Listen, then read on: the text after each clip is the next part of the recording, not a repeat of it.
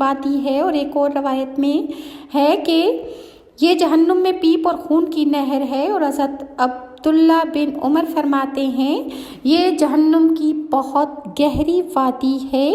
اسی طرح حضرت عمر بن ابسا ایک اور وادی فلک کے بارے میں جو جہنم میں ہے اس کے بارے میں ارشاد فرماتے ہیں کہ جہنم میں ایک کنواں ہے، اسی سے جہنم بھڑکائی جائے گی اور اس کا نام فلک ہے، اور جہنم بھی اس سے پناہ مانگتی ہے جیسے انسان جہنم سے پناہ مانگتا ہے، تو جہنم بھی اس وادی کے عذابوں سے اور اس کی تکلیف کی شدت سے پناہ مانگتی ہے۔